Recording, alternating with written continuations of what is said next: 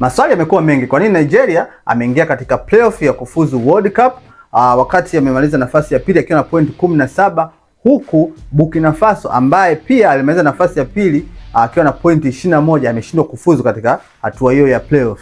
Lakini Nigeria ikamaliza nafasi ya pili na point 17 kaingia katika hatua ya playoff. Nini kimetokea mpaka Nigeria akapata nafasi hii na Burkina Faso kushindwa kupata nafasi hiyo na timu zingine kama Madagascar ambazo zilimpita Nigeria point lakini zimeshindwa kuingia katika hatua hii? Kilichotokea ni kwamba baada ya mechi za makundi kumalizika, zile timu ambazo zilishika nafasi ya pili zilichukuliwa na kupelekwa kwenye kundi moja na kila timu na pointi zake. Baada ya hapo CAF wakatoa zile point ambazo hizo timu ilizipata katika mechi dhidi ya timu ambayo ilishika nafasi ya mwisho.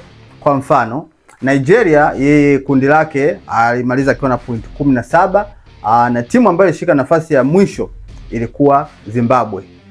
Sasa wanaangalia mechi ya Nigeria na Zimbabwe, zile mechi mbili, Nigeria alipata pointi ngapi? Kwa sababu hiyo ndio alioshika nafasi ya mwisho. Nigeria alipata pointi mbili tu kwenye mechi yake ya mtu ambaye alishika nafasi ya mwisho ambaye ni Zimbabwe. Hivyo zikatoa pointi mbili. Point 17 ukitoa pointi mbili zikapatikana pointi 15. Kwa hiyo Nigeria akawa amebaki na point 15 na goal difference yake ya 7. Kwa timu kama Burkina Faso ilishika nafasi ya pili wakiwa na point 21, wakatoa zile point ambazo Burkina Faso alizipata dhidi ya timu iliyoshika nafasi ya mwisho kwenye kundi lake ambayo ilikuwa ni Djibouti.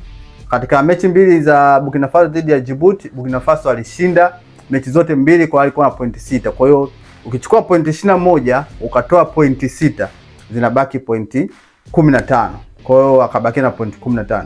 Na goal difference alikuwa na goal difference ya goal 15 kabla ya kutoa. Lakini kwenye mechi zao mbili ambazo Burkina Faso alicheza dhidi ya Djibouti, alifunga goli 10 na kufungwa goli 1. Kwa hiyo akawa na goli 9.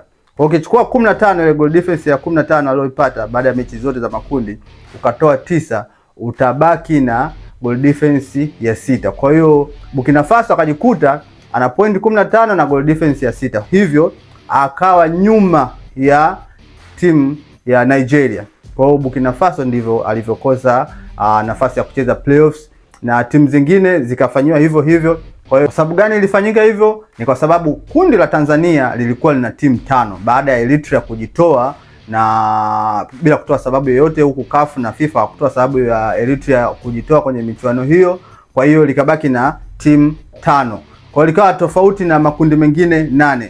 Hivyo ili kuleta uwiano sawa na makundi mengine 8 ndivyo kilichofanyika mpaka timu zingine zikatolewa pointi baada ya mechi hizo kumalizika. Kwa hiyo hicho ndio kilichotokea na timu hizo zitaenda kucheza playoff mwezi ujao, mwezi Novemba nchini Morocco, na mshindi atakayepatikana hapo ataungana na washindi wengine kutoka mabara mengine kucheza mechi za playoff ambao watatafuta washindi wawili watakaofuzu World Cup.